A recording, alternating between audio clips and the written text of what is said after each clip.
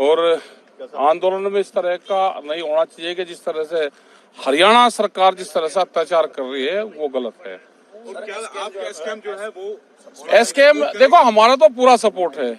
SKM कोई किसान से अलग नहीं है, हमारा पूरा सपोर्ट उन किसानों के साथ में है और हमेशा हम रहते हैं। हमारे पूरे देश में आंदोलन चल रहे हैं। हमने कल भी डिस्ट्रिक्ट हेडक्वार्टर पे डीएम के यहाँ पे हमारे प्रदर्शन थे, ट्रैक्टरों के साथ में थे। परसों भी हमारी हर रोज मीटिंग है और जो ये अत्याचार हो रहा है और जो एसकेएम के सवाल है, हमारे सबके मुद्दे एक है किसान के। बॉर्डर का हालचाल जानने पहुंचोगे, बॉर्डर पे जाओगे। अभी जो मीटिंग यहाँ पे तय होगी उसी के आधार पे काम करेंगे। हमने सबको कहा है कि पंजाब की जत्थेबंदियां सब आपस में काम करना चाहिए, इकट्ठा सब अपना काम करें।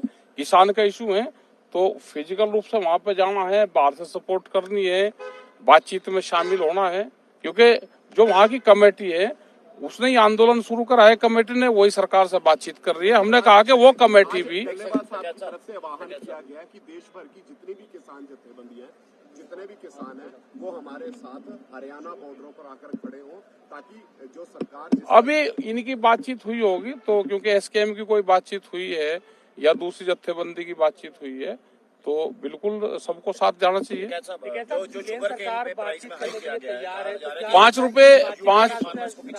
नहीं, ऐसा नहीं, कोई फार्मर्स नहीं, वो भारत सरकार ने रेट बढ़ा है, उसका पूरे देश के किसानों को लाभ होगा।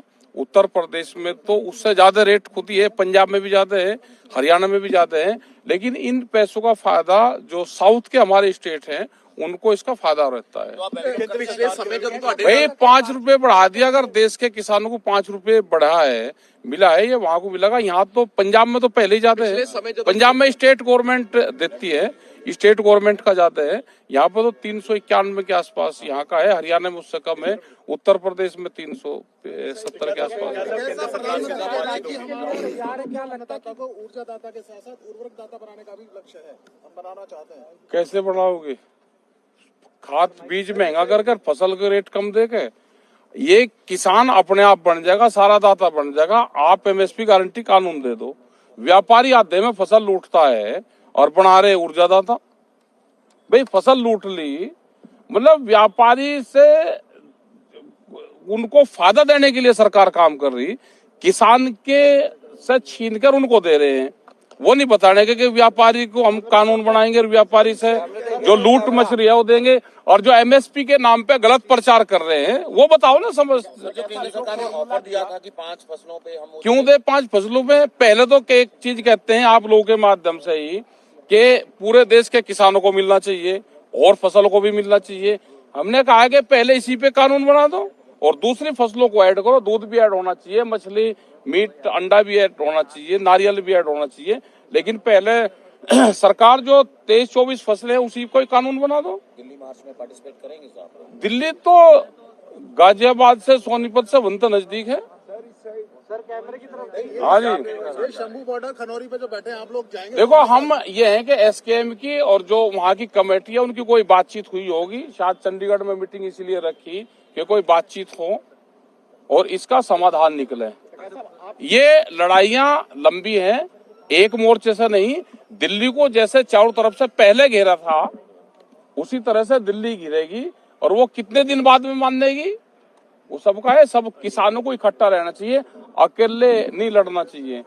अकेला लाभ और हानि हो तो सबको। हाँ जी, बताओ कहाँ जाओ अभी? ऐसे कैसे जाओगे? हाँ, अभी रहे। हाँ, पिछले समय तो सही हंजू ऐसे कल कार्रवाई की गई है, वो गलत है, कार्रवाई करनी गलत है।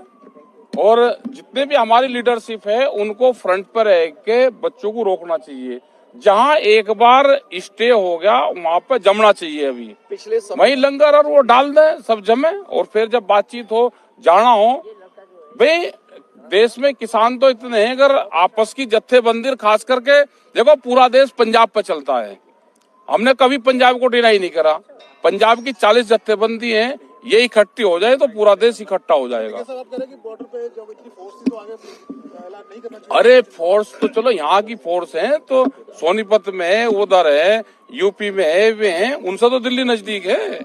यहाँ वाले तो पिक्चर हैं, पंजाब वाले तो आगे बहुत लोग हैं, लेकिन आपस की सहमति एक जगह बन जाए और लड़ाई को मजबूती से लड़ा जाए। ये भी किसान की लड़ाई लड़ रहे हैं, जो इशू उन्होंने उठाए हैं और पूरे देश में माहौल को गर्म करा है।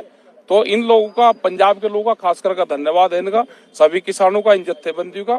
लेकिन ये इकट्ठे हो जाए, लड़ाई का टाइम आ गया कि इकट्ठे हो गए और इस लड़ाई को आगे बढ़ाएं। आपको लगता है कि अगर इकट्ठे होते तो बिल्कुल इकट्ठे होंगे तो घेरने में कितना टाइम लगता है भाई। इकट्ठे हो जाए, सबकी सहमति बन जाए, कब, कहां, किस बॉर्डर पे किसको चलना है।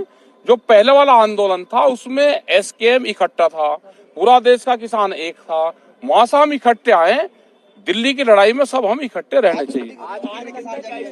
यहाँ पे अभी देखेंगे किस किसका कौन कौन। आप इस तरह का प्रस्ताव लेकर जाएं, नहीं हम तो हमने तो बार बार कहा है कि सब भाई इकट्ठे हो जाओ। हमको पूरा पंजाब मानता है, पूरे देश का किसान पंजाब को मानता है। पंजाब अलग थलग ना पड़े, ना पंजाब की जत्थेबंदी अलग थलग पड़े। सिर्फ सिख कौम को जिस तरह से बदनाम करने की एक साजिश रची जा रही है, इसका असर सीधा किसानी पे पड़ेगा, पंजाब पे पड़ेगा। भारत सरकार चाहती है कि आंदोलन इलेक्शन के बाद तक लंबा चले, जिससे किसान और सिख समाज को बदनाम करा जा सके। यह उनकी साजिश है, उसकी गिरफ्त में नहीं